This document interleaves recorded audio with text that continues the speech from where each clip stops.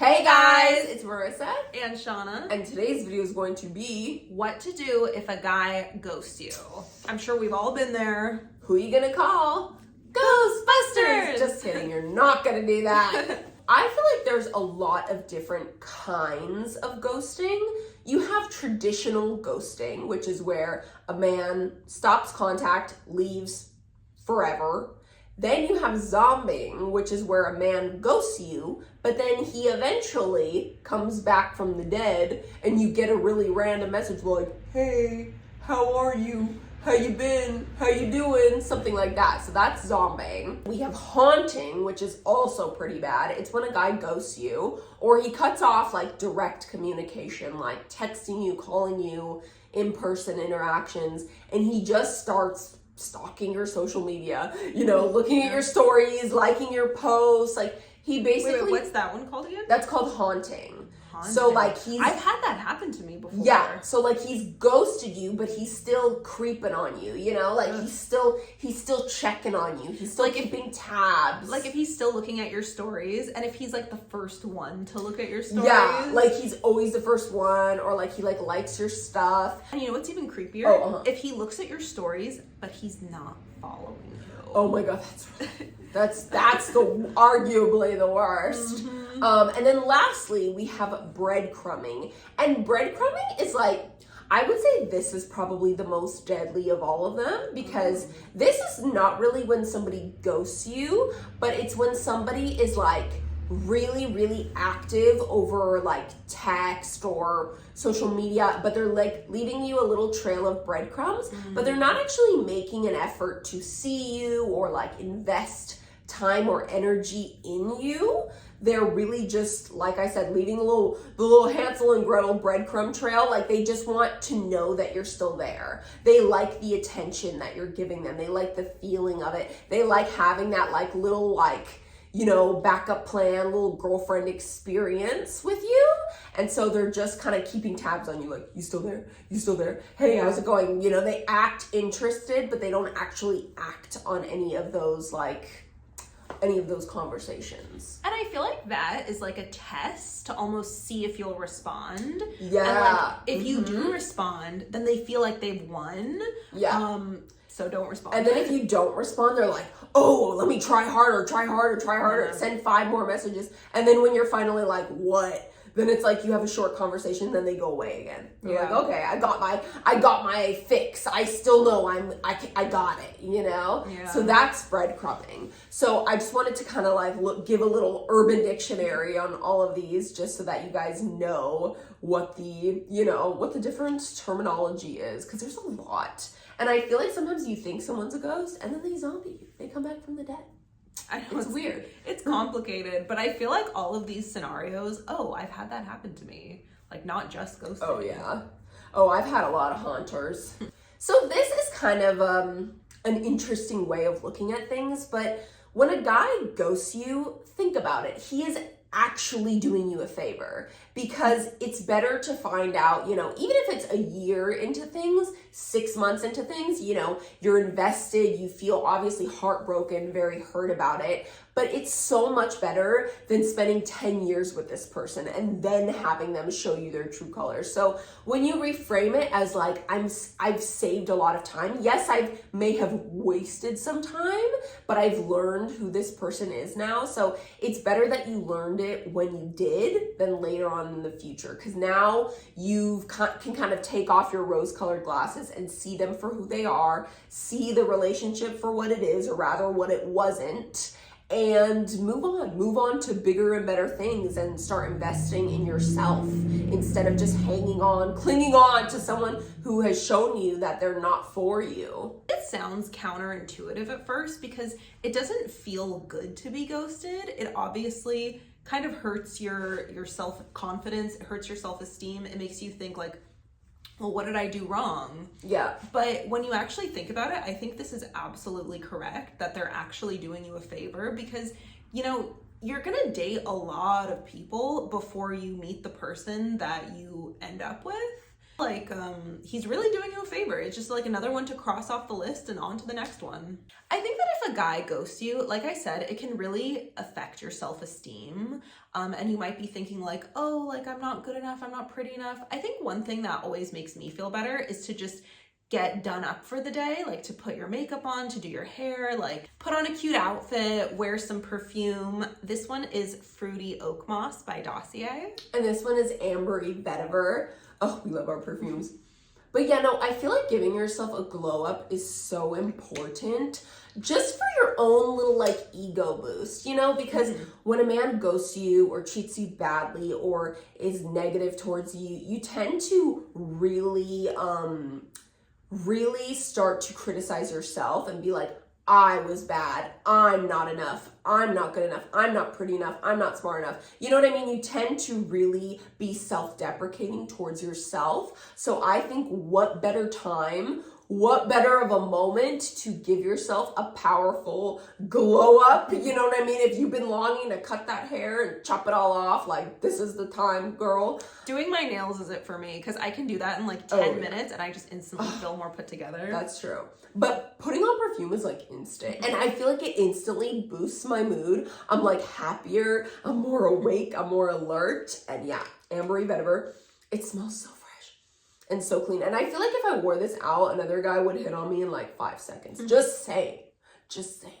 And Dossier makes high quality perfumes at really super affordable prices. They're all based on, you know, a lot of luxury designer fragrances like Le Labo and YSL and like Gucci and just all sorts of perfumes that are going to cost you like $200 a bottle. But these, they smell exactly like the originals, but they're like $30 or like a fraction of the cost. So these are amazing. I feel like I've gotten so many people hooked on Dossier. I know, me too. And they're all made in Grasse, France, so they're super high quality. It's not like those like really alcohol-y, watered down, like 99-cent store type of fragrances that really suck. Like these are great quality and nobody is gonna know the difference once you put it on. So definitely glow yourself up, get yourself a couple Dossier perfumes, and we will link them down below if you guys want to check out Dossier. So this, I feel like, really goes hand in hand with ghosting. And there is a difference between someone reaching out to you versus replying. And I feel like this one is something that a lot of women forget, because we as women, we tend to, when a man steps back, we tend to go forward. We tend to fill the void, fill in the space. We don't like the feeling of being so disconnected, so far apart, so, you know, away from your man. So I feel like oftentimes it's us reaching out to them and they're just responding, you know? And I feel like I've definitely had that before where I'm like, why is it the past 3 weeks I've always been the one texting them? They haven't reached out to me once, because they obviously didn't want to, or else they would have. So I always have to check myself and stop myself from doing that. I think that it feels good to have someone respond to you, but it's just kind of like a temporary high, because if they're not making the initiative to reach out to you first, then they're not interested. Yeah. And the thing is like, I feel like it's not so black and white, like they always have to reach out to you or you always have to reach out to them. Like it should be like a little back and forth. You know what I mean? Yeah. Like, okay, occasionally he calls you. Sometimes you send him a text. You know, maybe it's as simple as like, oh, sending him a funny like meme or like a Instagram reel or sending him a voice note, or, you know, it doesn't always have to look like one thing. It's not a one size fits all formula of like dating and relationships and attraction. But I think like if you're just always, you know, if you're sending paragraphs like this and he's replying with K, you know, and that's the gist of the conversation. Like, I don't know. I hate when people say that, because I'm like, well, you know, women, we just have a lot to say. And men sometimes just don't have that many words over texting, and they're just not great texters. And I like to rationalize it. But if that's like all of your conversations, if that's the scope of, you know, of things, and if you're constantly reaching out, hey, how are you? You know what I mean? Like, and I feel like when you do reach out, you should be coming from a place of good energy, like, oh, hey, remember that funny thing we talked about? Or, oh, look at this meme. This is so funny. And then if he doesn't respond to that, whatever. You're still the cool girl who sent him the funny meme, you know? It's fine. I think it does have to be a back and forth. And like, if you as the woman are the one who's always reaching out to him, then what you need to do is, number one, stop doing that and see if he starts reaching out to you. And if he doesn't, then he's not into you, and just let this one go. Yep.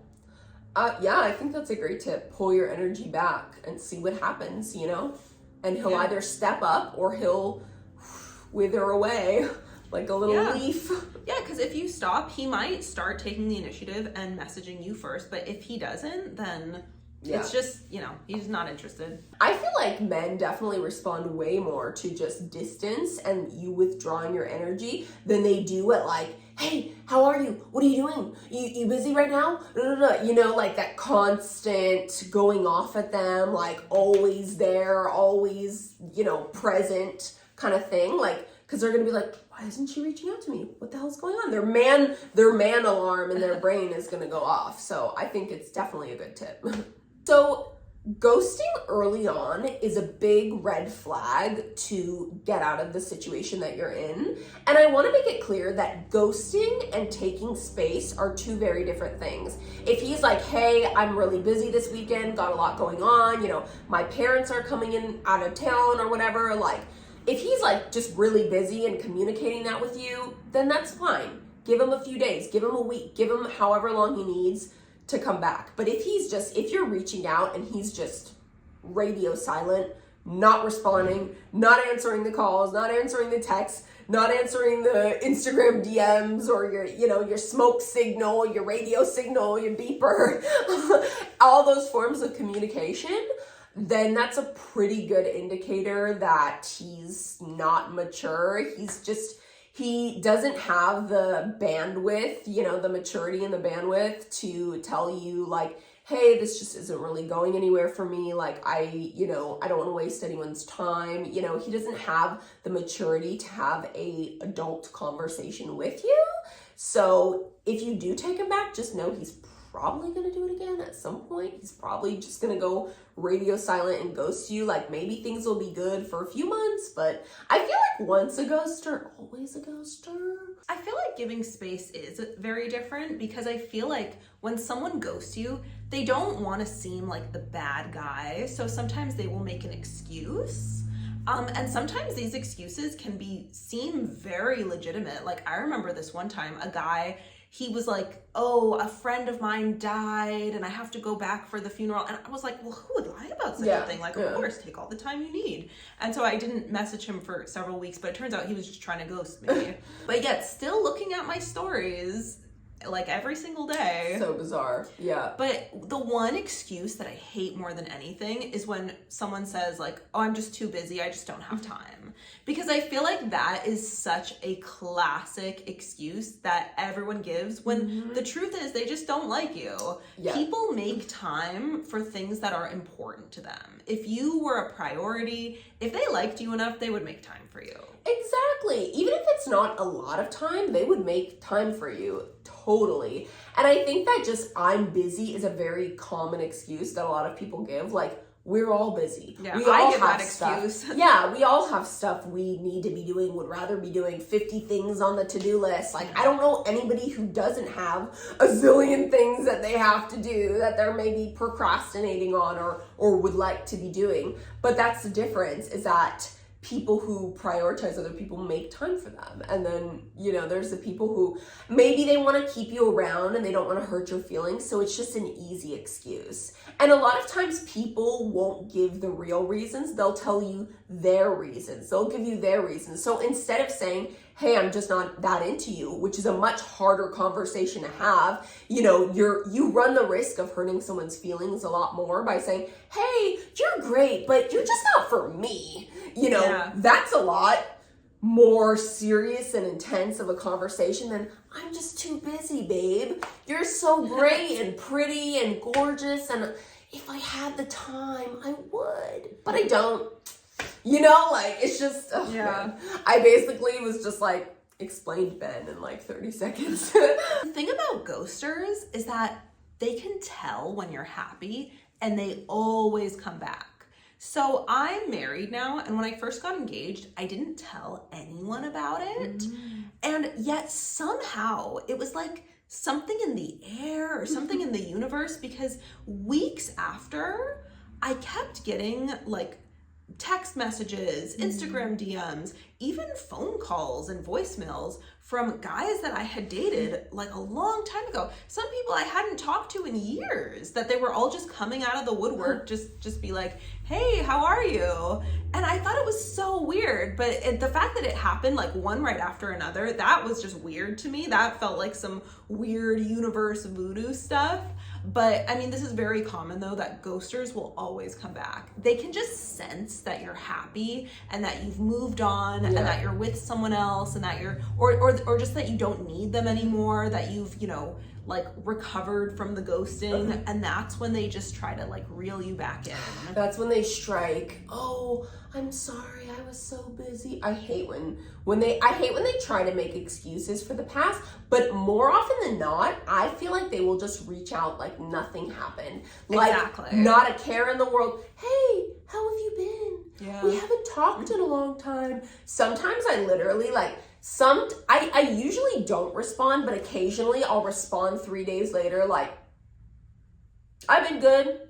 Hope you've been good. Hope you've been well. Yeah. Like just something so generic and boring, like literally giving like 2% interest. You know what I mean? And then they'll respond with something, and then I just won't respond because it's like, now you gonna know how it feels. I think it depends how you left it, because like there's some people where it's like you left it on bad terms, and then like I don't even want to respond at all. Like I'll just be like, let me just like pretend I didn't see this, or you know what, you can see that I saw this and that I'm just choosing to ignore it. It's funny though, because once someone has ghosted you and then they come back, I feel like my interest, like you would have to do so much, like you would have to literally move mountains to make me interested, to make me re-interested in you. Once a guy ghosted me for 2 weeks and then he came back and I was like, I put you in my like guys who died category. Like I thought you died, bro. Like of course I don't want to go out with you anymore. So that was what to do if a guy ghosts you. I hope you guys liked this video. I hope you found it helpful. I hope you found it interesting. I feel like we kind of covered a lot of bases on like the ghosters of the world. They are not so pleasant. And we will link Dossier below for you guys to check out. And we love you guys. And bye guys! Bye guys!